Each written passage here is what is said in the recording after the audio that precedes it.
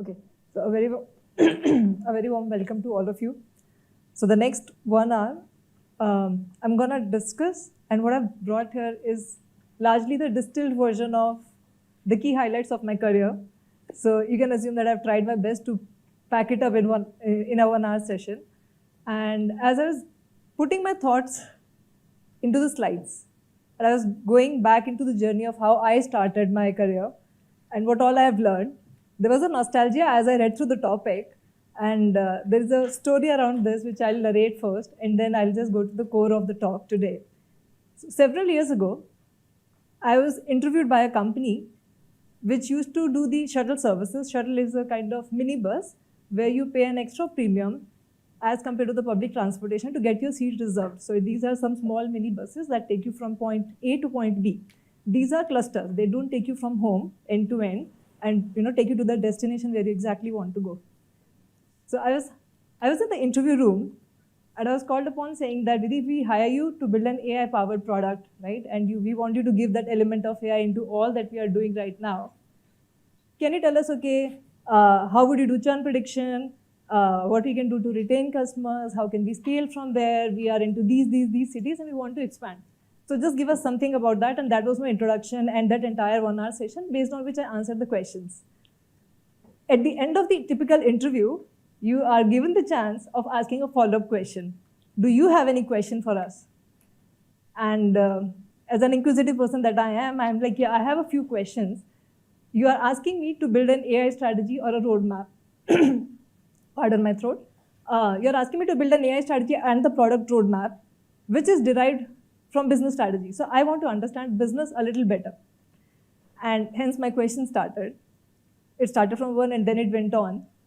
I want to understand who is the target customer, what are we after. So we are paying extra premium to go from one point to another point, but is it like the youth who is nonetheless having access to metro or the buses? What are they paying extra for, just reserving the seat? Or is it mid-segment or the older ones who actually need the care and comfort of going from one location to another end to end? So basically, we want to understand if there is a route optimization, can we still do better by giving a better route optimization to go from a place where we don't need to travel too far from one location to another. So you get the gist of it. All the things that I asked, I was getting responses. We have an answer for this. We'll just get back to you on this. And the session expanded to another 1 hour. By the end of the hour, the decision was made. The panel had their decision made. And before they could even reveal their verdict about whether they are fine with my candidature of the kind of questions I had to them about the business, they wanted to just ask me one thing. Vidhi, why are you asking us these questions? What makes you think these are the right questions for our business, and how have you studied about our business before coming into this conversation?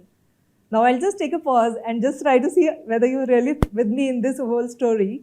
What do you think my answer would have been? How I was able to ask those questions? Any random guesses? Research about the company, that's one, very good. Thinking as a user? Absolutely. So I was the user. So I was using that shuttle services, and trust me, all of us at some point or the other would have used some or the other product and have said, oh, these guys could not even think of this basic thing. And yesterday only I was going through my LinkedIn feed and a person had posted, hey Swiggy guys, there is one suggestion for you. You don't even have an option of letting the user upload the image of the wrong food item that you've delivered, so we can ask for a refund. This is a pain process. I just want that easy way out, right? Because I already am upset with the wrong product delivered to me. So these are the things that can only come from the user. I was the user of that product, and every time when I used to take the pain of walking all the way long from my home to 2.5, 3 kilometers to that place, taking an auto or something, I used to think, can't they better optimize this? I know that this cannot be really next to my home, and there were a lot of other things that I used, that the time they open the window for you to choose the slot, and n number of things, right? So basically what I realized, and I gave them this answer, was they felt that this is a cheat code, and if this is the cheat code, I want all of us to have that kind of a cheat code of thinking through the customer lens first. Obviously, the discussion went ahead. I got the offer, which I didn't join because my family was moving out. That's another story. But the thing what I want is that how powerful is this thought that previously, whenever I used to think there is something we can do to improve the product, maybe I was not enabled. I did not have that skill. At that point, in that interview, sitting in that room, I had the skill. I was a data scientist, I knew AI, I knew the product, I knew the problem, I've been in the customer shoes. Whoever says customer pain points, this sounds like a very cliched version of, we have heard this statement multiple times and this is nothing new.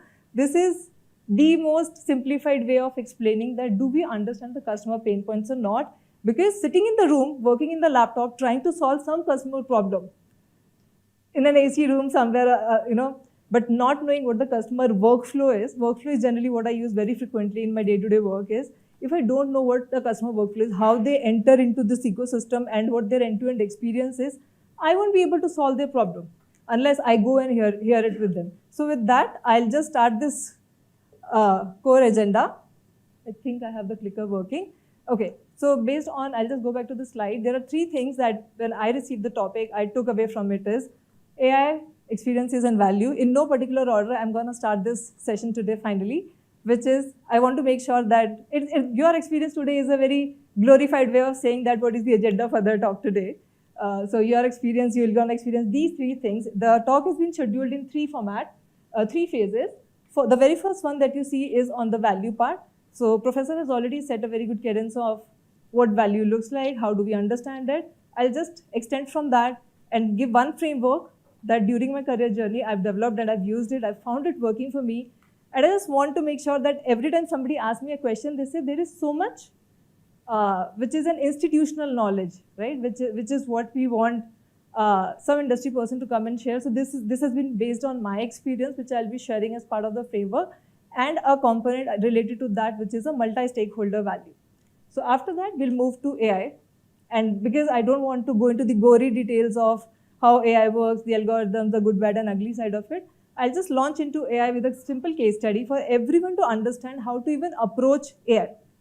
With talking about AI, we'll just focus on the 3 elements, which is the broad categorization that I've worked throughout. The very first is on, do we have access to knowledge? Can AI enable us to do that? The second one is on cognitive overload. So I'll explain when I come to that point. And the third one is, which is what is related to experiences. The experiences is another third element of our talk today. So the 3 orange things that you see, value, AI, and experiences, is what's going to be the flow of this whole discussion. So I'm going to start now. Is there anything that anyone wants to ask based on the discussion so far? I want it to be very interactive. Please don't leave any questions till the end because we don't know because the presentation itself is very long. We'll be having time enough or not. Please keep pitching in and asking the questions in between as you feel like. Okay? All right. So value, we all know the basic, very prime definition of value. Value is how we perceive of what a particular product or service is worth of, and that's the caveat, as compared to the alternatives, as compared to all the other options. When I weigh this down, what kind of value do I derive from this, right? Now, we already know the value as a theory concept. There are 3 to 4, the dimensions through which I have looked at value, and I'll just pass it on today. The very first one that we see is the dollar, so there is a cost associated. Quite often, we all have said, as compared or considering the price that they are charging for this product, I see that they are delivering a good value, right? So I think if I extend this, I remember my mother-in-law, she still has that toaster with her, which is 35 years old. So she can't even put a cost price to that because the longevity of the product itself talks volume about it, right? So the second one is feeling good. I just feel good holding a product. If I have iPhone in my hands, there could be a social value attached to it, like I feel it as a part of status game, or it could be emotional value attached to it, right? So the third one is trust. And I think with trust, we all resonate, at least I resonate one brand absolutely with trust. I think these are synonyms in my mind. Do you have any guesses on what brand value do you associate with trust? Tata. Yeah. So in Tata we trust. So okay, I can see the smiles. So with trust, I know that when I'm buying a product, I can totally trust the company with which I'm interacting with, right? And the fourth one, which looks like a very relaxing person, that person is actually supposed to relax because that means ease of use. Think of how easy a product is for us to use. And that's one of the way I can say that it is creating value for me. Hassle-free. There is no hassle for me to get onboarded with how it works and how I'm actually going to derive the value effectively out of it is another dimension that I have been considering into value. So these are the 4 things about value. And then there is this framework. This framework is not something which is part of any literature. This is what I've carved out when I was designing a lot of AI strategies for the companies. I was fortunately part of a lot of digital transformation journeys of the companies. And I realized that when we are into it, we realize that, oh, there is something which is very unique that we are doing. And the moment we zoom out, we realize there is a common thread. And based on that, I've been able to devise a lot of systems, processes, frameworks that help us. And this is one of those frameworks. In order to do, so whenever I start any project, there are so many things that we can do. How do we prioritize? What is the value proposition? Value proposition is something that's going to come towards the end as well. Out of so many things, what is the opportunity discovery and estimation and prioritization, right? So these are some of the things which get baked into when I design this framework, and I'll start explaining it now. The very first that we see is the moat. What is the moat? What am I up against, right? When we talk about business, what am I distinguished at? What is the distinctive factor? And what is so unique about my product, the business that I am in? That is something that if I'm able to understand it by myself and I know that I can convey it to the customer, that's also one of the important things. Most of the times, the business owner or the people who are making the product have the understanding of the value of the product in their mind.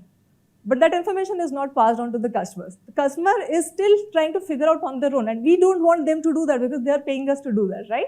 So whatever is the value that a particular product provides, it needs to be communicated. When it is done, because I am already clear in my mind what kind of value I'm providing, the revenue is going to flow. The money that we were discussing, right? It's a money-making business. Money is going to flow.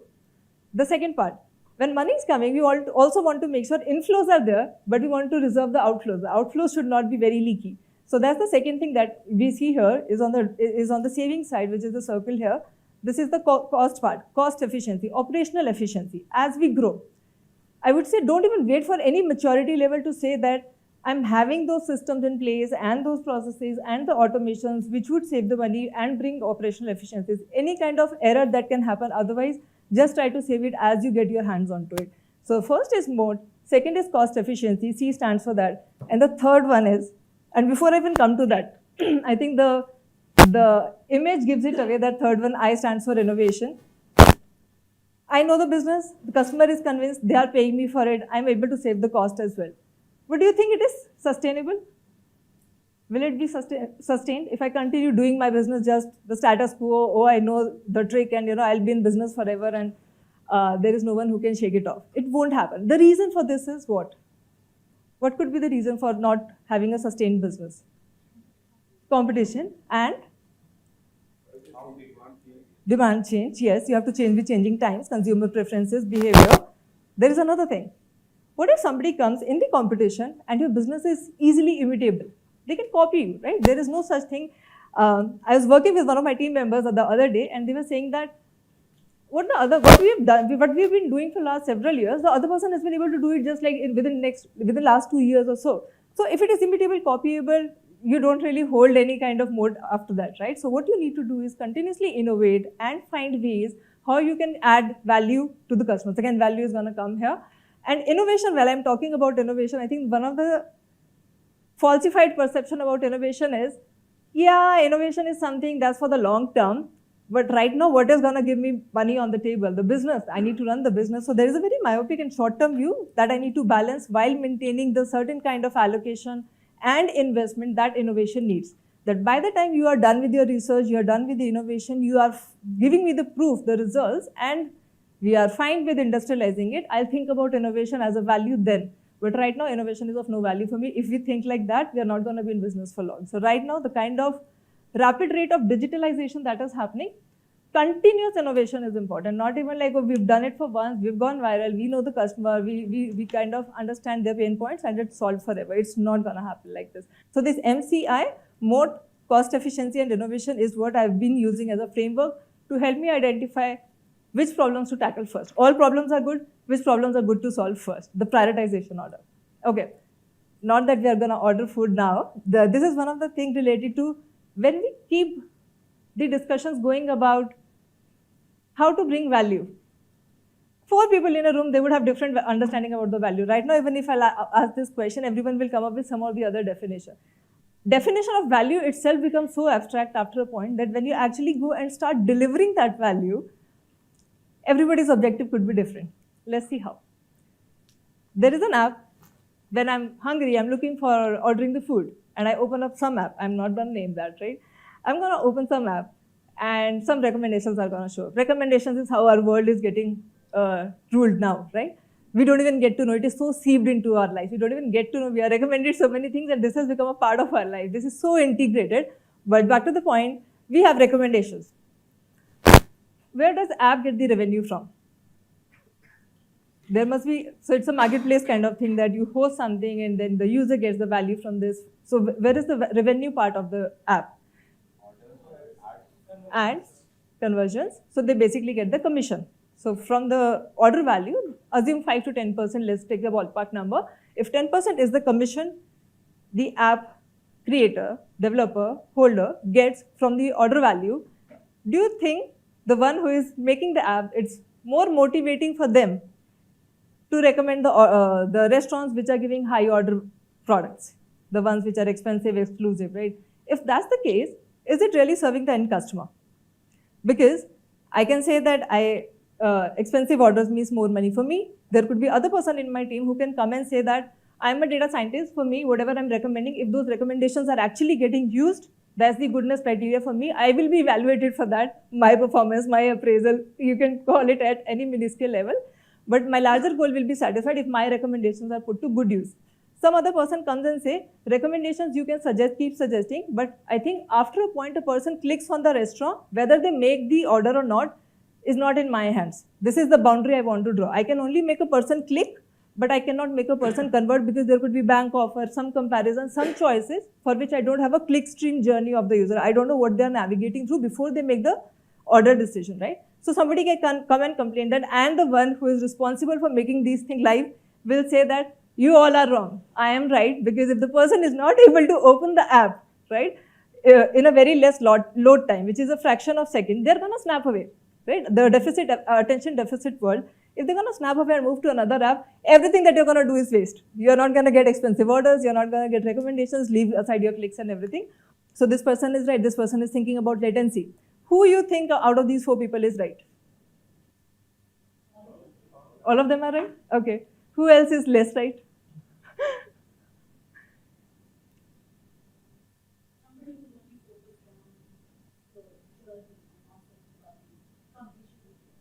Completion of the order. Exactly. Yeah, that's good. So there could be, and that I think when professor was also discussing, most of the times the answer to these questions is also it depends. The reason for this is business has to make money, so they are fine thinking that if I suggest the ones which are going to give me more money, I can do that. But again, the point that we were discussing, that's not sustainable. Everybody will realize and they'll move to another app, right? So that's not sustainable to a point, and all other points are valid. After a point, what we have to develop a lens and a mindset is what is good to have versus what is must have. Start segregating at that level, right? In this case, I think what I see is there are clear indicators of must have. What do you see is the must have here? Opening up the app in the right time, right? Because today I was coming here through Uber. Uber was not giving me drivers. And then I switched to Ola. And so I was just seeing that, oh, the load time is so much, but I still have to bear with it because I'm not getting something there. But again, had I received, I would have snapped away from one app to another. And this is so convenient, right? Just opening another icon in the phone. So having that first foot in the door is important. And having those, again, between click and conversion, these things are important. The thing is that there could be multiple objectives which we need to tie together.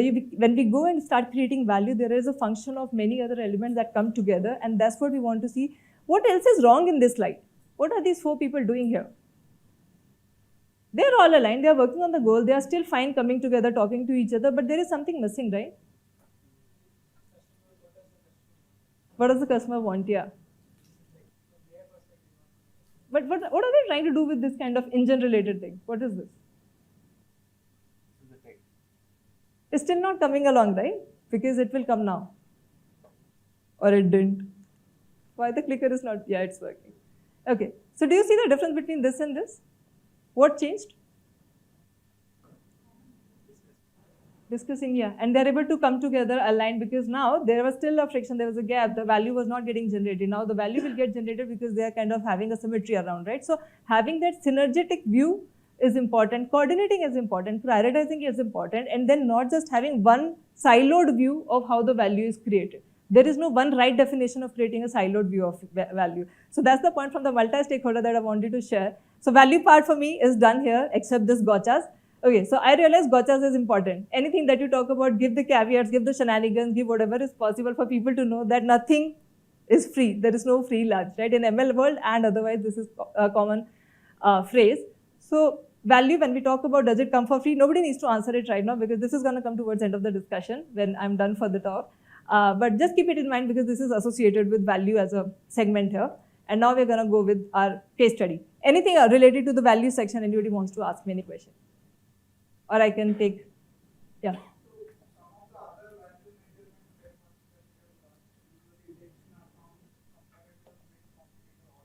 Yeah.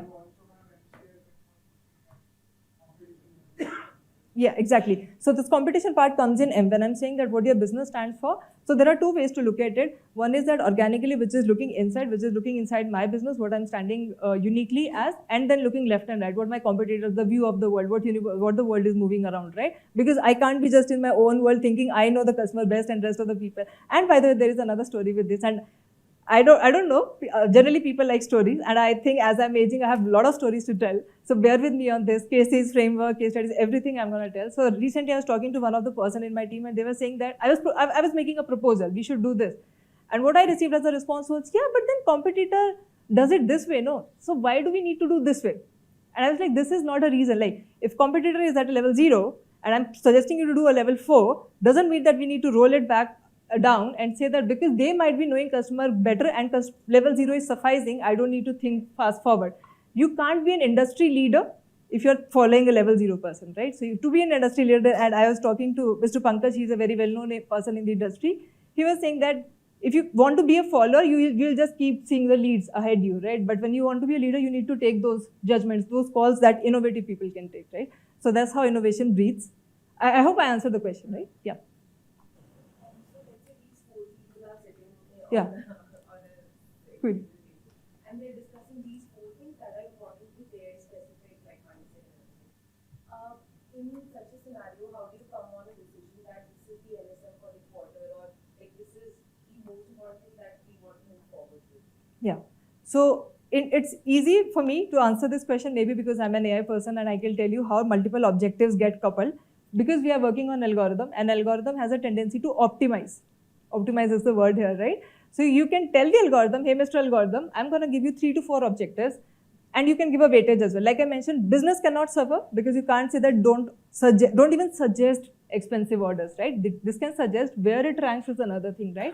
So how 4 of them are going to come together is, by the way, I think the decision between the last 2, the conversion, final conversion versus click is something that data scientists take before deciding, because that's the formulation. Those 2 things cannot be optimized together, right? Because this is part of the funnel. You come after the click, you have to come to conversion. But other 3 things, you can give, say that W1 of this, weight 1, give this weight to this particular objective, give this weight 2 to this another objective, 3. You bring a consolidated and weighted average objective function and give the algorithm, and algorithm will figure out for you. I'm not giving gory details, I can give that, but that's how it works, right? So, okay, what else? I think I'm liking the questions more than me just speaking. Okay. The optimization is contextual as well. Yeah. It keeps changing. It keeps changing. It keeps changing. Yeah. And this is entirely data driven. So your data needs to support that. So if that's not happening, you need to know whether it's converging or not. And that's again a little bit of technical detail. But basically, we understand the problem, and we are formulating the business problem into technical problem. The more precisely we are able to formulate that and do that mapping, the better that. So algorithm is not going to do anything different than how I'm going to suggest it to do, right? So that's again contextual. All right. Okay, so I think I can move ahead.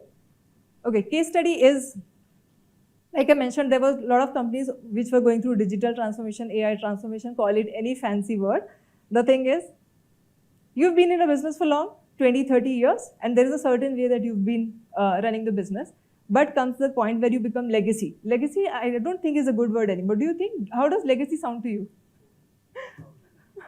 Old, yeah, cool.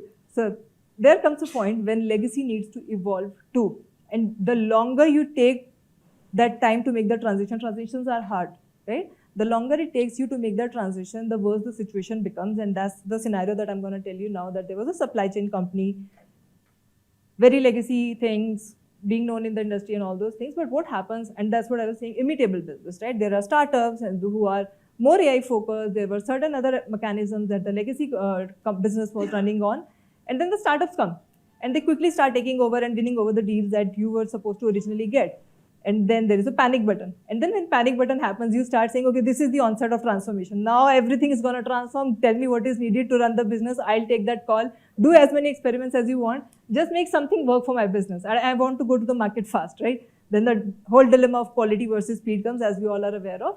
So during this innovation of supply chain, if somebody would have come to you say that I just want to improve my business, I'm into supply chain, what exactly you would think? There are multiple things. I'll just list down and then you can keep adding yours. Is demand forecasting, go and improve it. Again, coming from an AI lens, right? Demand forecasting, procurement, raw material procurement, logistics, inbound, outbound, and then the entire optimization that you can possibly do around your supply chain. However, like we were saying, things are planned. The moment, and you need to find where the linchpin of success is, right? Where that key to success lies is, everything is a plan until you start to execute it, right? For a supply chain, because I'll just give a domain knowledge about this. These are very deep supply chains, which means months and months in advance, you start planning for your orders, right? Now, what happens is by the time you are actually near time to your delivery of order, things change. COVID happened, nobody was prepared for it. Supply chain got disrupted, right? In this situation, when you're actually about to convert your plan into execution and make those deliveries, what happens is, what typically developers face, firefighting situation. When you are supposed to put your model into production, firefighting situation happens. You are just calling many people saying, hey, is this truck going from this location to another? Can you just take this parcel? This is the distribution center. This is the warehouse. There is the delivery coming from. I don't have a space in the warehouse. And then a lot of discussions happen. This is called as war room. In war room, everything works. You just need to deliver the order, right? Now, the story is, the load is on whom? Supply chain planner. That's the person whose face is not shown here, but on the laptop I've written this person is supply chain planner, and there is a lens through which that person is supposed to monitor, diagnose, observe the supply chain and make the best decision out of it. Optimization problem, we are living in the hands of a person. Not possible. What comes to rescue? When we are talking about scale, what comes to rescue?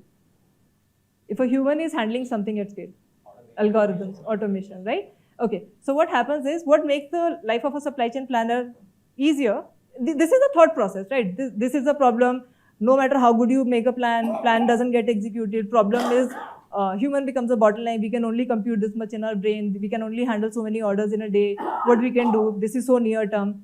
And then this is a problem of scale. It has pattern, because supply chain planner has been handling it for years, right? There is a pattern. If there is a pattern, there is a scale. We'll talk about AI. We'll talk about algorithm. What algorithm can do? Typical life principle, 80-20, 80% of the problems, 20% of these things. So 20% of those orders are very, very exclusive, important, high priority, which if get terminated can ruin the business. But the supply chain planner, the poor person, doesn't even know which one to focus on, right? Algorithm, Mr. Algorithm, come here and tell me which one should I focus on. You can rank order, right? Now, based on this, if the planner is able to at least put focus on which orders need my attention versus 80% which are low value, that's okay. Either they'll get handled by the time you reach that delivery date, some or the other person will. There are ripple effects, right? Yeah, I'm making decision on this 20%, other 80% will also get the ripple effect in a supply chain. Enough of domain knowledge. Coming back. Whatever I gave information about the domain, these are the 3 B's of AI, which are easy for me to follow, and I'm just passing it on. The very first thing when you approach AI, and anybody asks you to do, can you build an AI algorithm for me? Or can you just make an AI workflow for this? Workflow is the word. Just ask what is the baseline. Every time, mostly, I'll not generalize, because generalization, I'm coming from the world of AI, I can't use the word generalization so loosely. Quite often, whenever you're going to work on something, there is already a precedent, there is a prior way of doing that thing. In this case, supply chain planner was already toiling day and night, and there is a way that person was able to do it. That's the baseline for me. Let's say that person was able to manage 20, 30, 40, 50 orders, being a super person, super machine, was able to manage those kind of escalations in a day. Those were not sufficient, because I'm talking about tens and thousands of orders. So no way I can meet that scale. So I have a good proposal for AI, because AI can do something in a fraction of a second. This doesn't even need a back of the napkin calculation, right? So baseline, what is that workflow? Workflow, how supply chain planner handles that situation is what is the intricacies that an AI algorithm needs to know, which I'll come to when the details are needed. The second one is important. Boundary. To what extent can an algorithm help the supply chain planner? Now think of the limitation. I'm saying, oh, a pattern is there, scale is there, let AI come into the picture, do the magic, and supply chain planner can go back to sleep at least 8 hours a day, right? That's not gonna happen. The reason being, I am saying just rank order for me and give me that 80-20 segregation, right? What 20% I need to focus on, but the supply chain planner still doesn't know how to act on that. To act on that, that person still needs to open every case, look for information, multiple disparate sources of information, and make the final decision. What can be done? Because I've made the prediction. I've not done what? I've not done the prescription. I'm not prescribing or recommending the way forward. So if you're not doing that, this is the boundary. Draw the boundary that ML is only going to do this. Beyond this, because the model doesn't see that information during training, it won't be able to do that. Another example, war room. Any discussion that happens in the war room is real time. ML model, if it is not having access to that real time information, it cannot tell you what happened in the war room, that the final delivery actually happened. It doesn't know that last mile delivery, right? So these are the things that we need to be aware of. I have also worked on matching algorithms. So when you do these kind of things, just be aware of to what extent your algorithm can be put to good use. It can never be that you deploy an algorithm and it can take care of your problem end to end. It could be a very small portion of your entire big problem statement, but it can unlock that value that you are needed, right? So just think of the boundary. I see if there are any questions on baseline and boundary, I'll tackle those before coming to blast radius. One quick query. How do you Yeah. build confidence in somebody who's going to use this? So you need to be a little louder. How do you build confidence into somebody who's going to use it? So a lot of times what happens is that you build it Yeah. and you build a prediction and we trust machines a little lesser than we trust our human instinct. Which Yeah. may be right or wrong. Okay. How do you build that confidence in somebody to actually go ahead? Yeah, definitely. Okay, building trust in machines less possible than humans. I think, by the way, the equation is also kind of becoming 50-50 these days. But yes, putting faith in machines is difficult. And there is another thing is, first we do the POCs. You do a small scale idea feasibility check and see the results and you validate it. In this case, whatever results the machine gave were validated by an expert supply chain planner. By the way, there is a process called sampling. You take a sample of it, you don't do the entire one. Whatever represents your entire POC part, you just take a sample and ask the person. And again, everyone takes AI with a pinch of salt because they know AI is probabilistic, right? It's not going to be as deterministic as other workflows are, but then considering the error that a human can make, machines are allowed that kind of a marginal error, which you need to establish before you scale your project. So that's one thing. Another is trust. Trust is important because there are trustworthy definitions of AI, how you're going to build that, how I know that this is exactly what a supply chain planner would have done. There's a section on this which I'll come towards the end. Okay.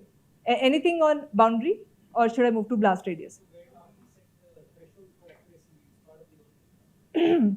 No, it's part of the baseline. So when we do the baseline calculation, so again, this part comes actually to the quantitative part of it, which is the calculation that how do I decide 70% accuracy is good, 80% accuracy is good, or in fact, what is accuracy? Is it precision recall, or there are multiple metrics in AI world that we all can think of? How do I know which one is good? So generally the fundamental starts like this, right? 50% means random coin toss. No one wants 50%. No algorithm is good for that or worth the non-trivial investments that are going to go into this project. Anything above 50%, is it 55%? So if I say 55%, does it sound like a good number? If I say my model is 55% accurate? No? Anyone? Anyone? Oh God, again depends on, yeah, okay. Yeah, depends on what? Depends on the criticality of the use case, right? What's the Absolutely. impact if it's wrong? Absolutely, yeah. Okay, so that also I'm going to come to because that's related to trust angle. Anyone else thinks 55% is good? I want that answer because I know that's an anomalous answer. No, not good, not good, not good. Does anyone think of a multiplier effect? 5% additional or 50% top of that 5% additional accuracy, 5% of what number of records? Would that still be a good number? So like we were saying, right, it depends. So it depends on what first is the criticality. I have been talking about responsible AI, I think for a long time now, which means that when we talk about trust and criticality, there are three things that come to my mind: healthcare, finance, and anything which is going to change the trajectory of a life of a person, right? So whenever these things happen, I want very highly accurate, explainable model on which I can trust, because again, a human life is dependent on this. In cases like this, right? Again, the things change. In cases like this, what happens? Like if something is not coming out accurate, which is actually pointing to the third point, which is blast radius, what worse can happen? What is at stake, right? What maximum can go wrong? The first time I heard this word from my +1, my manager into my initial years of the career, I was like, blast radius, what's going to happen? What's going to blast away, right? And they were like, no, you need to know this thing, because if anything that comes out of this is at scale, right? You're going to make the predictions. They're going to go into the systems, live impact, live systems, production servers is going to touch. How would you know? Do you have a control mechanism in place or not? In this case, maximum if the accuracy hits, we decided on 70%, because okay, and another angle to this is that algorithms are iterative. Even when you do a POC, you know that what level of initial experiments did I do versus if I started at 55%, maybe even I know that, getting to maximum is 70%, right? I can do as many experiments, bring more data, do more compute, have algorithm tuning and everything happen, right? Have state-of-the-art cutting-edge algorithms, but maximum maybe I'm going to hit 70%. This is something that's going to come from what I call as knowledge bank, which is the wisdom which you develop when you've had a handle on multiple algorithms, which doesn't happen right out of the box for any newcomer, right? So you know that to what extent can I solve this problem, because you need to have that good signal into the data. You can have volume of data, no signal in this, nothing is going to work for you, right? Which is data-centric AI, which means have less data but have more quality data, right?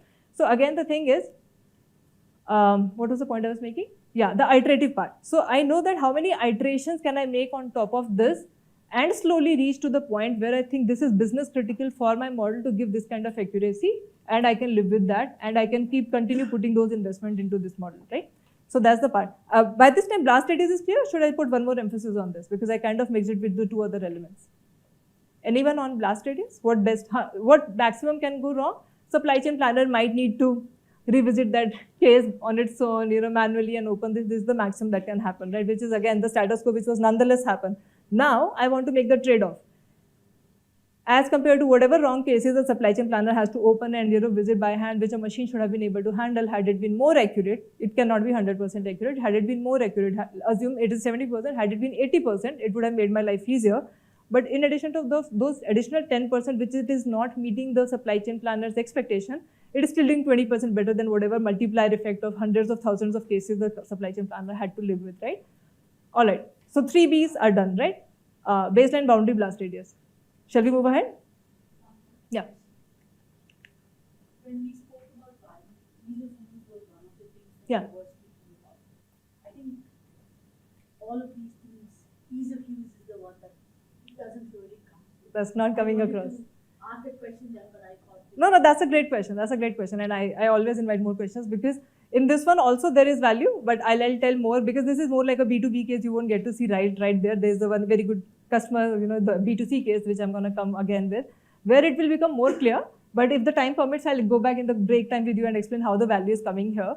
Anyone has similar question, I can expand. Otherwise, I can take more questions. Yeah. I think similar to that, like when we are coming from value to AI, in between there is a break, like do we even need AI? Do we even need AI? Yes. Will this framework will help into that, or like there is something else for it? Yeah. We need AI to fix this problem, and provide the customer value. Like nowadays people are out for AI. Yeah. So is there a framework around that? Yeah. So actually, this is kind of baked into all these things when we say that the original approach why we were thinking about AI, right? How else? Okay, let's leave AI aside, because these are means to an end, right? These are, today AI, tomorrow something else could have happened, right? How else do we think we could have solved this problem? Leave aside pattern, scale, compute that it can, handle, machines can handle better than we humans can. What other way? Could we deploy more? Could we have more supply chain planners for hundreds and thousands, which already they are not able to meet and the business is suffering? What else could have been done in this case, right? So we need to think of alternatives, like with the value definition, when we were saying how good the value it is giving to me as compared to the alternatives, right? Because I'm wanting to maximize the utility, the value that comes out of it at reducing cost, right? So I could not think, yeah, please. When you move from automation to AI, right? Yeah. So you said how do we expand and have more automation, have to be smarter. Yeah. So maybe that's sufficient. But now you have to think you make that decision? Yeah, actually, automation and AI is also very confusing for the people. Right? When you make an AI model, do you say automation is done, or when you do automation, you assume that any additional thing beyond automation that AI can do is already done here. The matching example that I was giving you, right? There was an automation around that. I'll just give another example to substantiate this particular part. There is a certain way even automation saturates or plateaus, right? Which is matching. If you know, I've worked in companies where a product A and product B are the same or not, because I need to make a certain decision. Let's say whatever the decision is behind the scenes, I need to just compare whichever product I'm hosting on a marketplace, what other product in the world is similar to that. How do I match that? I look at the product, I look at the, if it is a ring, I'll just compare the size, shape, color, design, and all those things. These are heuristics, these are rules. Sometimes people consider even rules as automations, right? Beyond a point, whatever is the complexity, the inherent complexity, those scenarios which are so ingrained into the data that only an algorithm can mine that data and give you, after a point, it's a stepwise journey. You shouldn't be jumping to AI. In fact, I am a person who is working with AI for last several years, but I've been very AI frugal. I am very frugal. Whenever somebody tells me, hey, this is something you want to work on, I am like, no, let's go very basic. I start from very basic thing and have certain rules, and let's see where it hits, and then make a trade-off. What first is worth it is it worth the investment? Second, is it worth the risk, right? So if it is not worth the risk, take it off. It's not needed, right? Or have human in the loop, have augmentation. In this case, it is doing the augmentation, right? It's helping you make those decisions faster. It's segregating it for you. So it's about how you think the value you need at that point in time to make that decision better. It's eventually going to help you make the decision. Right now, we are not expecting AIs to kind of take it over, and then there was a plan of building an autonomous supply chain. Obviously, that got ruled out because that's the next level of AI. It will depend on the context of the company that you operate, or the industry that you operate in. Yeah. In a heavily regulated industry, you cannot have automation. You ought to have a human in the loop. Ought to have human in the loop. Yes. That's one of the things. Some places it could, in a Facebook, like you're flagging posts, it could possibly be that you can be wrong. Yeah. The cost of being wrong, cost of error is not. Cost of human. error, yeah. You can contest that, and Facebook wants to respond and some of human. But in a heavily regulated industry, you cannot have that. You cannot have automation without human in the loop, or AI without human in the loop. AI without human in the loop. That's precisely the point, which is going to come into one of the next example as well. When I was going through the next example that I'm going to bring about, right, I personally felt that I felt surprised when I saw the next example, when I'll come, that, oh, they are still having human in the loop, which I thought is still not very needed, but that's a good case I'll bring about. Before that, a question? So we know that looking into this 3D model, Hmm. we understood that all the workflows, we can take only one or two workflows on Yeah. which we can actually inject the AI model. And we know its boundaries, we know there are error, 30% cases are there. Yeah. And then we talk about the value. Yeah. So we know that at max it can be 20 or 30%, it has an error. Yeah. Right? Yeah. How do we propose that with this error, there is still a value and it is okay to invest the cost? Yeah. So that's the calculation that's going to happen. You need to know how many orders you're going to handle in a day. That 5 supply chain planners, let's say they are going to do back of the napkin calculation, right? 5 supply chain planners you have in your team. One person is being stupendously good, is able to handle 100 cases. Per day, how many incoming demands you get? I think it's around 200,000, right? So 200,000 per day for the next 1 month, you want to handle those cases. 5 people multiply by 100, multiply by 30, right? And then you kind of see that, am I going to be able to handle that? Not. Then take that 20%, that's going to be correct. See what kind of operational efficiencies or the time that it frees away from a supply chain planner. Multiply that with 8 hours in a day, right? Assuming that person is working only 8 hours. And then try to see how many of those critical 20%, because the bandwidth freed from 80% is going to go to 20%, right? How many of those critical orders that person is going to able to handle? This is a very good question, because I've been asked this question. These are scientific metrics, precision, recall, accuracy. What is business metric, right? Then convert those 20% of those critical cases that a supply chain planner is able to handle. Which are the contracts which would have been nullified had you not been able to do that? You have a past data, because you've suffered from that. You are making AI decision, right? I'll say for last 5 months, these contracts are on the verge of churn. I'll not be having those contracts because I'm not able to deliver. Then I'll just convert that contract value and see that if I'm able to do those many, I'm able to retain those, right? That's the dollar value I'm saving. That's the dollar value actually I'm saving my business to not lose. That should ideally be already there, right? And then I'm using AI to give me that kind of a leeway in which I make that investment, compare it with the value that is gonna retain. One question on top Yeah. of it. So I understood that, okay, we get some value out of doing this all Yeah. calculation. Yeah, this is just monetary value. There are others as well. Yeah. And there is a maybe lack in the monetary value because of blast radius, you have a blast impact also. Yeah. Yeah. So Yeah. blast impact is suppose you put this in a high priority, very critical workflow. Yeah. And then there is a blast item because there would be 30% error. Yeah. Yeah. And then Yeah. it will also depreciate your overall value which you are reaping out of it, right? Correct. So the actual on the paper Hmm. will be much less. That depends, like we were discussing, right? That depends on the context. In this context, blast radius, it is acceptable because some of those values will, some of those cases will still go back to supply chain planner. In the cases where it is healthcare, somebody is looking at those X-ray records for lung cancer or something, right? If that goes wrong, because for those cases, you never have AI making the decision, right? There will always be a human in the loop. Again, it will go back to the doctor. So what it is making easy for, how is it making life easier is, by prioritizing it for you. It's giving you that information that you need to handle that case faster. You have the report, you have the reasoning behind that because you are going to trust that, right? You're going to look at those records and say that these are high priority records for me to look at and these are the decisions on cancer cases that I'm going to make as a doctor. Machine is not going to make that and would recommend the next set of actions on this, right? So it's very case dependent in terms of which industry are you in, right? Is it very customer facing where human lives are getting impacted? In those cases, these blast areas are very, very critical. So in those cases, you'll see that being legacy is good.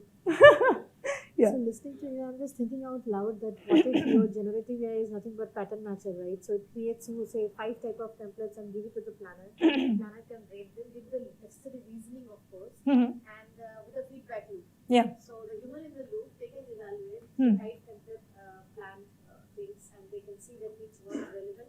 So go for it, and there are ratings involved. Yeah. So it can eventually make it better. It can do that. Definitely, you are on the right side of, opposite side of the legacy people. Actually, you are on the other side. Good to know that. There is one criticality, not criticality, which is a very nuanced thing is, standing today, sitting here, it looks like supply chain is easy. If I'll start telling the details about what kind of a supply, always when you make a decision on standing today, a state. Any decision that I'm making today, state. Supply chain state means I need to know how much of raw material is needed, how that raw material gets converted into intermediate products, what is the lead time for that, what operations are needed, what number of people are needed on that particular day, how the warehouses are getting connected, and then the lead time from finished good to the particular one and to the end delivery, right? All of these that I'm saying, right, for which I'm feeling breathless also, because this is so many things taken together. You convert all of them together, you bring all of them together in form of one row, one record. Machine just sees that one record. The kind of effort it takes you to even represent an entire supply chain in one record is stupendous effort. It's extremely heavy duty effort to bring the data in a format where machine, now I think I was joking the other day, if it if it is I'll just take water. Given it to supply chain planner, look at the data in one record, we have pulled it from multiple systems, right? Let the supply chain planner look at different values and take the decision, right? That's another intermediate step. But this entire process is very complex to understand supply chain. If generative AI we use on top of this, we need to have a generative AI which has seen extensive supply chain data to become a general purpose in true sense for this. Yeah. State monitoring dashboards or something should be there, right, where the real-time data comes in. You create reports out of it, or Yeah. real-time reports, or real-time tracking. Yeah. Help with it. Because end of the day, a human is also doing their judgment. Exactly. But you Yeah. can experience. I mean, it's not like moving the human out of the Exactly. Yeah. It can experience. That's true. That's correct. How mature are the government regulations today, where they say that for this particular industry, you have to have a human taking the decisions? And are there a set of laid-down rules? For example, healthcare. Yeah. Like, for example, the lung cancer example. Hmm, hmm. You cannot suggest that it's Yeah. cancer or not. Yeah. Eventually, human has to sign. Yeah. Similarly, in other industries, how mature are the rules and regulations today? Okay, that's a great question actually. Regulations are evolving, but the current state of affair is that we are following EU as a North Star. Okay, so assuming that as a North Star, there is a clear segregation of low risk, medium risk, high risk, and critical, right? So low risk is not something which most of us are concerned about, right? And again, their principles are also based on this thing, life-changing impact on a human, something that deals with their fundamental rights. If they're not comfortable with algorithmic thing or facial recognition or something, or algorithmic policing, right? That's also a word, then you can't do that. And you cannot just not do in that territory. But if you're headquartered somewhere else and your model is working there, then also it's the implications on you, right? So the fines are so hefty in that sense. And I would say the trust and the brand loyalty, the kind of brand reputation you carry, you just cannot think of those cases. And using AI so liberally there. It should be a complementary model as long as all those disclosures need to happen. If it is making an end impact, there is no human in the loop. You have to give entire disclosure, how the training data has happened, who were the people who built on this, what was the process, and how this whole model training happened, and then kind of give a scenario analysis as well, right? You need to give an impact, degree impact, how it's going to impact the user, right? So those kind of implications come on you, and saying is easier, but giving disclosures and documentation for these things is a very hefty work. Yeah. All right. Like Paytm getting into regulation issues, but a startup might not get into it. Yeah. Play around, startups play around that. Be with that. Out of 100 records, all of these sessions are at a 70% confidence. That is what the clock. 70% of the cases I have 100%. This 70% as a algorithm say that True.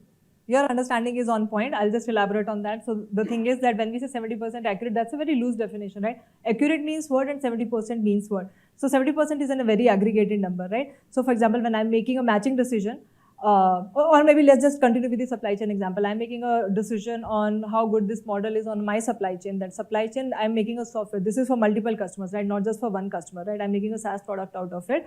So is it like taken all the customers together, all customers in one geography, customers across geographies? And then maybe I'm more concerned about like my premium customers, right? I'm just going to focus on that. That there could be an algorithm on which I've trained extensively. I've been put in more effort. And then for those premium customers, I'm making sure 70% is not the cutout for me. I just want it to be 80, 85, 90%, right? Do whatever it takes, bring more data and do more iterations, have more feedback loops, right? So then this becomes an aggregated final number that you generally speak, but there are a lot of dimensions on this, right? So basically, you'll see maybe on perishable products, it is different. For the other one, the manufacturing one, based on product category, it could be different as well. So you can dissect it, but eventually when we talk about model goodness, generally you need to give one clear number because that resonates most with the people. But that's true, based on the confidence level, there is always a score you get. Based on that, I can say 90% if the score is, I know that this is the right decision. And then you have a bucketization, 80%, 70 to 80%. And those are the bins that you have to make the final decision. Yeah. How different is AI testing than the normal testing? Normal software testing versus AI testing. How do you do AI model testing in a real world? Model testing in a real world. Yeah, that's a literature on its own, unless you want me to pick it up, because I realize, is it okay we pick it in coffee break? Sure. Because I realize that I'm almost 1/4 of my talk and we would be missing a bit. Okay, so I'll try to wrap rest of the things so that I have more questions. I think most of the things, because this is going to be very cute example, I would say, the ones that are going to follow. Access to knowledge is, so the three things that I spoke about AI, right? Having access to knowledge, cognitive overload, and the third is experiences. Access to knowledge is what I feel is very important and close to my heart. Maybe that's why I've just placed it at the very first level on this is. GenAI assistants, if I talk about, I think everyone says, oh, we know that every company, almost every other person is moving away from the typical chatbot to the smart assistants, and this is nothing new. The way we absorb this information is new, right? I'll tell you a story and then maybe you can understand the kind of impact these models can make if done right under the category, right? If responsibly done.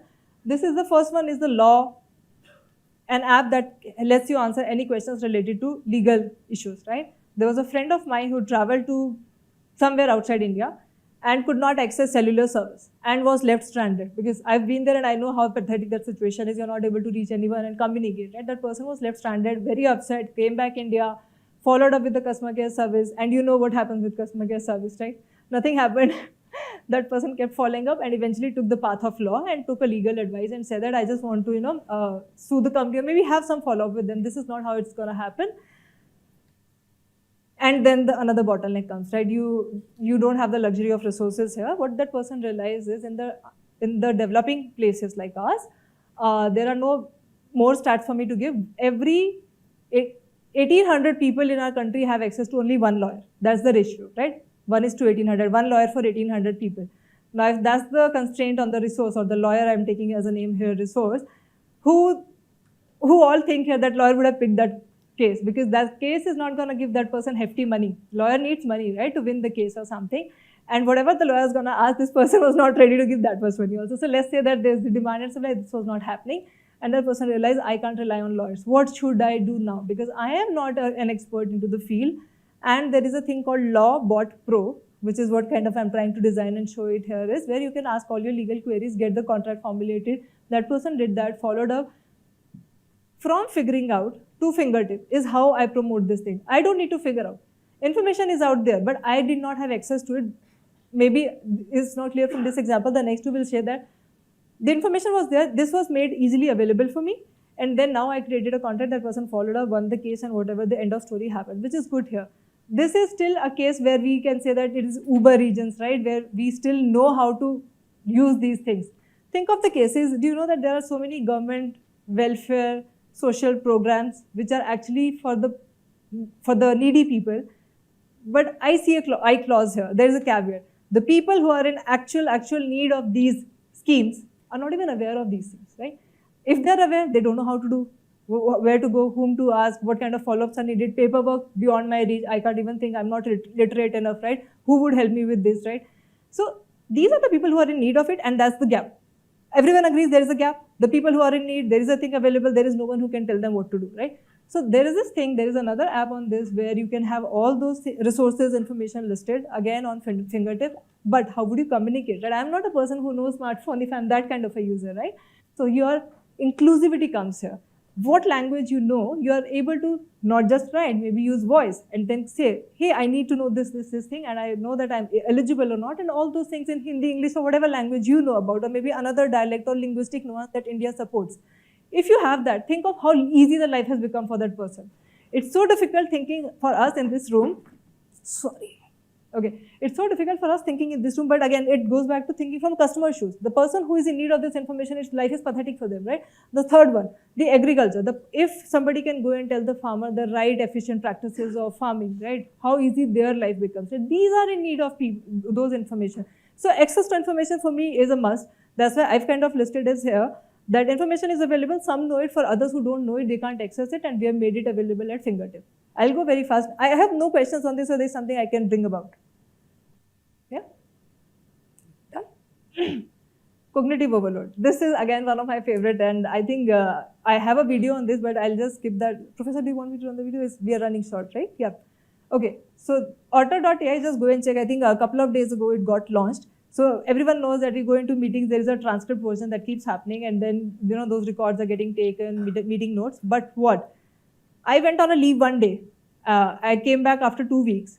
I was dreading to open my laptop. I didn't want to open my laptop for one reason, that I would have seen so many Slack pings, messages, mails, and everything, and this doesn't feel like coming back from a vacation. To my surprise, Google Space, do you know Google Space? It's more like chat, and there were multiple people can come together, right? I opened that. To my surprise, there was a mammoth chat history there, but I didn't need to read all of it. What do you think would have happened? Yeah, summary. Just the day, 8 November, I went on leave. I came back on 20th November. Just after 8 November timeline, it's showing me since the time you left, this is what happened. He proposed this, she said no, this is what we are going to go ahead with, this is the action item. They want your approval, do you approve? That's it. And by the time I actually scroll down, I'm like, yeah, I'm skimming through the information, this is largely the same, because again, I don't trust AI, right?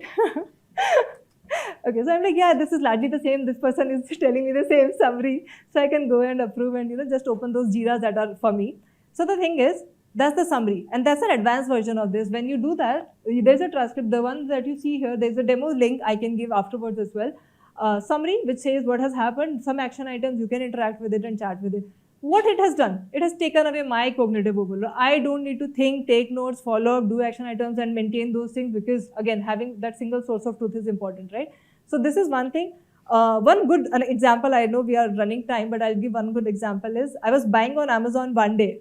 So we all have shoes size, right? Shoe size. For different brand, different shoe size. I think most of us would agree, right? I always get confused which size is this, US, UK size, and based on different brands, I need to keep in track. Okay, what should I buy? One day when I was ordering my shoes from Amazon, it told me based on your data with us. I'll explain on data when time permits. Based on your data with us that we have observed and the multiple other records, for this particular product, your shoe size is this, you go ahead and buy. I don't even need to keep a track of. I buy so many shoes, I don't even need to keep track of which shoe, which brand I need to do. I can totally trust Amazon, low blast radius, I can trust that, right? Okay, so I'm just gonna sprinkle those words because that's how even my mindset has been for AI. But elevating experiences, this is the last one, but this is going to be a deep dive. Before I go here, I'm happy to take more questions. There's nothing, right? Okay, good. Summarizing the reviews. Yeah. Okay, Duolingo. is B2C. Your question on this was value. Yeah. Ease of use. Yeah, ease of use. Okay. So Duolingo, how many of us are aware of Duolingo? Have used, maybe not. Okay, so then my job is easy. Everyone knows it. And for the ones who are not yet, this kind of feature and everything else will tell. It's educational edtech provider which is AI powered, and it's gonna what's listed here are the attributes that they tell. It's not mine, but I still abide by that because I've followed it with my daughter and see whether they work on it or not. So my kid knows 2 languages other than Hindi and English, which is French and Japanese. So I tried French version with Duolingo on her. Is it effective? Bite-sized learning, very important, giving value and ease of use. Motivation. What motivation a user would have, right? So it's kind of having those avatars, personas and all those. And the most important thing for habit. Habit forming products, is it a good notion or a bad notion? Should products be habit forming?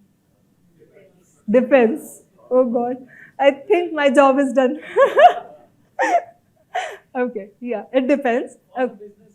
For the business, for the consumer as well. So this is not the habit that we get hooked to social media and we are endlessly scrolling, right? This is the habit which, because you are learning, it's good. Like, it depends. The last part, fun. Why did you think I kind of highlighted fun here? Experience. Sorry? Ties everything together, yes. So it gives you the motivation. My kid, if I'll tell her, so she is going to online school. There is no brick and mortar school for her. There are classes, she opens a laptop, teachers come, teaches her, shuts the laptop, boom. But she's never motivated to do those classes, okay? I was trying Duolingo with her. She was motivated. She was looking at those avatars, trying to understand, see, have experience, immersive experience, right? So if you have a good motivation to learn, that continues to become your habit. The first time I made her do that, she's like, I want to do that Duolingo thing again, Mama, with you.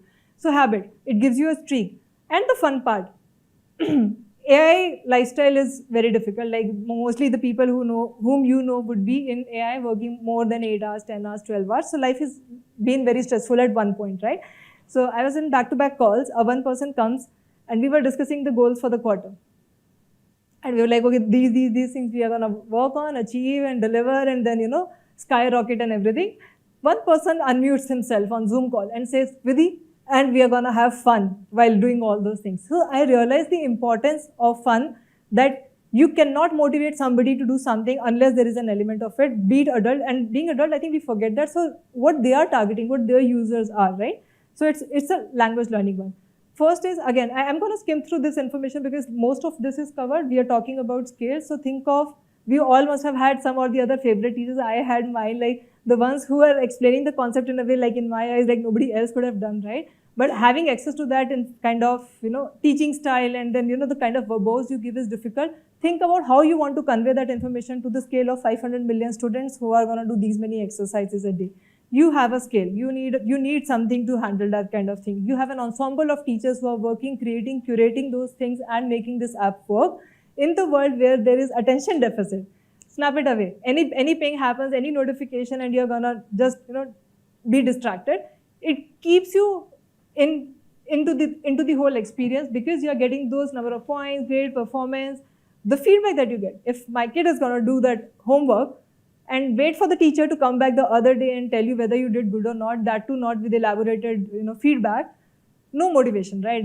I'm done today, you are telling me tomorrow. I have even forgotten as a kid what I did yesterday. You are telling me something, nothing. I am needing something right in point. I want that information there, which is what is going to keep you hooked with. And this kind of hook is good.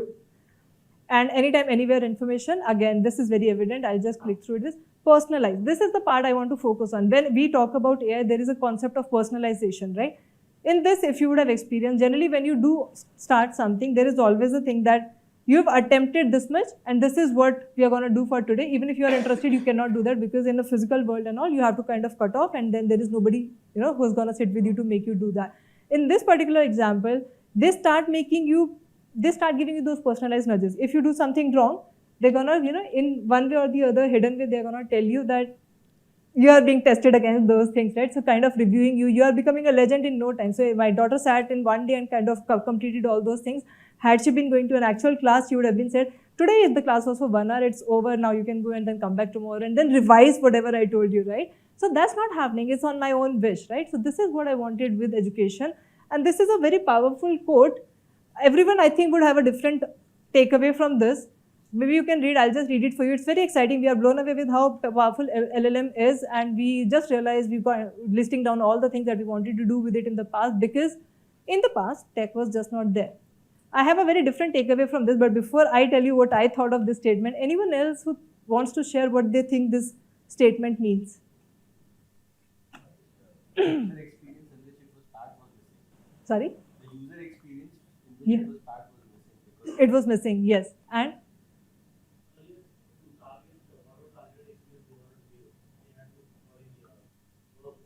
Okay. Okay, that's good. Yeah. Has made it possible. Okay, what else? Reach.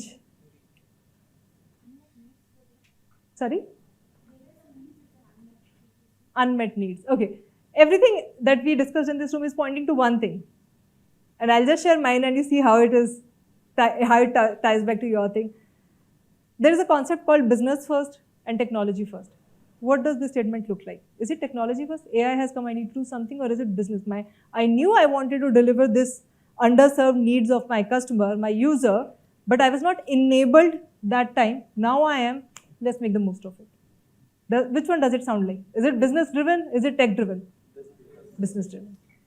I was waiting for somebody to make that kind of a statement, because generally it happens is, hey, you know what? And a lot of people have reached out to me. Gen AI has come, can we monetize it? No. Because I don't know what we are putting it up against, right? So this statement, even if it doesn't look like that, it says that I am neither here nor there. The reality is somewhere in between. There was something I wanted to do. I myself built a query engine long back. I had the core of the algorithm done, but I was not sure that the user understands the intricacies of it and can type those queries into the engine. And I was just waiting that I went to my boss that time and said that I've figured everything out, just that I don't know how to fix the language part, because user would not understand the query I want him to input. This is 7 years ago, right? Now today I think, oh God, this is possible, right? So I'm not being very tech driven that, okay, this has come, let me figure out like hammer and nail story. So that's one key thing from here. And based on their whole discussion, they came up with certain use cases. Time brevity, I'll just skip that. This is, I don't know, most of the people already know Duolingo, so that's done. And this is the curve, which says that education was always there. So what extra did this Duolingo did for us, right? Education was there, that was bare minimum that we needed to do. We've been getting educated for last several years and there was no stopping us. What is technology doing for us? We had scale. Scale was getting solved because we got democratized learning. Duolingo is still not here. What Duolingo, what is that new that it is doing? It's making life easier, hassle-free. And these are the things I'm going to cover in that value proposition thing as well. So I'll just quickly run through that. Do you think it is hassle-free, simplified, very easy? If you're making it for somebody, as young as a kid, and they are able to use, navigate, understand, pick the cues, and be able to kind of be more proficient in language, I think they're doing a good job. And attractive, yes. Motivation, yes, because it is attractive. Okay, so we'll go ahead. I'll not spend much time on this. It's going to get covered, but eventually numbers have to speak. Numbers have to speak, right? You can't measure them, you don't know whether you're making the progress in the right direction. So I'm just giving a list of how generally things are getting approached. If you want to look at numbers, what kind of numbers make a good sense to understand whether you are moving the needle, which is what kind of subscriptions, number of registered accounts, how active your users is, what is the definition of being an active user. If my daughter, she went on a streak for 2 to 3 hours, what is your average session duration? And if you are being very proficient, proficient is one metric, and then proficient in how much time, right? So if you are becoming proficient very fast, that means you are actually making a person stay on your system, do those language learnings, and then become proficient at a very fast speed. How you are able to retain. Acquisition of a customer is difficult, so you want to make sure that you are able to retain your customers, so you want to make sure that anything, the Duolingo Max, the 2 features that they came up after making that statement, how would you check whether they are the work in the right direction? By seeing that, are you able to retain customers by meeting their remaining needs? Because certain needs without that max version you have still done, right? So you can still tie back and do whether there's a correlation here, or maybe that's driving, that's the causation, that's building that retention curve for the customer and revenue. So these are generally the metrics. I think most of us kind of are aware of it. Anything on this? Otherwise, I'll go to the next one. We are a bit on time. I'm happy to take questions. Okay. So this is what the professor also touched upon, and there is one thing I'll just quickly walk through because this is the previous version, but there is one thing I'll still bring out on this. What do you think on this slide? is the one that I've not discussed but deserves attention. Sorry? Customer jobs. Customer jobs, yes. And I've very simplified it and learn new language because I knew it will come as part of my commentary. So when she was actually signing up, my kid was actually signing up for this. It was asking, how old are you? What are you learning signing up for this, right? Is it hobby? Is it you want to become cross-cultural? You want to be able to communicate to people around the world? For a person like me, this kind of job would be, I want to become a global, I consider myself a global citizen. I just want to make sure this is not the impediment, right? So it could be anything. What else? There is something that I've written here which I've not even spoken about or written in the previous slide. That's the catch here. Sorry? Gamification, yeah. Gamification, but the other side of this is, and I'll just be very quick in this, is learning new language. Do you consider this a very dry experience? Very dry. No motivation. You, even if you signed up, I don't know for whatsoever good reason, you will drop off. That's the thing that I was seeing and I've written here is that is the kind of gain which is going over and above. You are here, if you're dedicated, disciplined, whatsoever, your job demands it, you might still end up learning it without Duolingo, right? But for the large distribution of people, this is making that immersive gamified experience, which not just for a person like me who was sitting next to my kid was also realizing that this is good, I'm learning French, I was proficient in French, right? So reward based, you're able to track. Tracking was not possible. Numbers are not just good for business, numbers are good for me as well, right? I am able to track my progress, right? So that's what value proposition chart is. I think this is largely self-explanatory. Unless somebody wants me to kind of, delve into this, I'll do that. I'll move to the next one. Good? Yeah. Okay. So this is the last part. This is the one, sir, which you were talking about, right? The trust part. Everything is good. Lunch is not free. So the part is that when we talk about value, it comes with a certain set of risk, or you call risk as cost, whichever way it is possible. The one which is related to Duolingo is how do I know what Duolingo is suggesting, proposing and putting on the platform using AI powered, ChatGPT powered or OpenAI powered thing, right?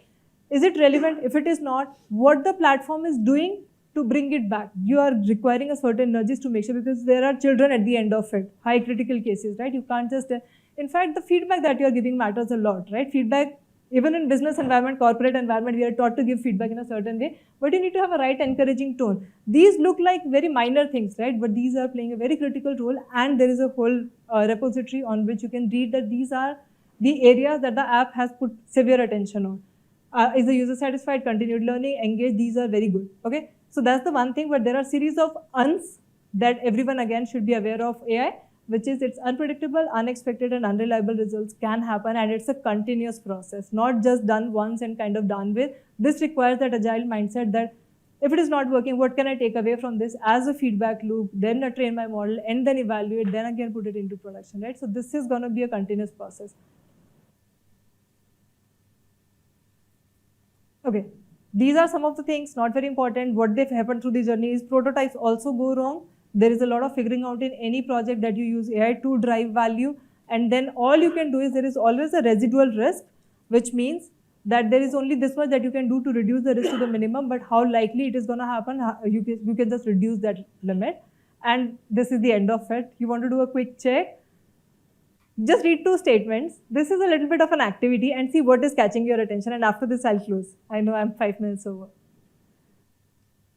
Almost same words placed here and there is going to tell you a lot about AI and the world around it. If anyone wants, if it is not visible, I can read, otherwise it's like ultimately all evolving discussions around regulating AI are centered around realizing benefits without causing harm, are centered around reducing harm without compromising on benefits. Any takeaways from this?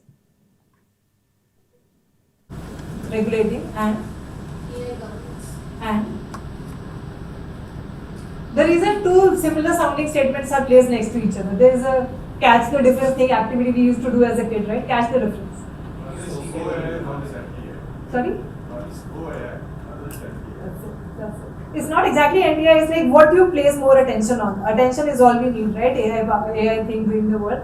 Do you place more attention on getting some benefits and you're trying to make sure that, I'll try not to cause harm or something and I'll just look after this first, let me go through the benefits first. Or I want to make sure that do no harm is my first principle, and then without making, without causing anyone harm, I'll make sure whatever benefits come out of it, being AI frugal, right? So there is a reason I placed these two statements. I somehow find it very fancy because this gives the whole essence of the talk I have done. After this, there is a summary. If I can't talk about pointers that I've spoken for last 1 hour, maybe I'm not doing justice to my work. So MCI framework, everyone knows, right? Mode, cost, and innovation. 3 Bs. Centered around AI, the way I see the AI is putting value, impact assessment and value proposition, and the gotchas. Gotchas are the ones which is associated with the cost and the risk. With this, I am done. Any questions, I am happy to take. Thank you so much, Vidhi, and thank you so much, Professor Hara. This was really encouraging for us to understand certain new concepts that you both mentioned. More specifically, the value proposition canvas and the MCF framework are the ones that I really like the most. We'll have Professor Sadak open to felicitate. Together we'll give. She's the one. No, but please I'm come. saying is you join me in giving her. Thank you, Vidhi. Thank Thank you. Enjoyed it. Thank We you. wish you had more time, but we have to call. Thank you. I Because tried we don't want to finishing delay on that. time. Yeah. Thank you. We'll break for coffee. Yeah, a couple of instructions. So one, we'll first take a group photo with the speaker on the first workshop.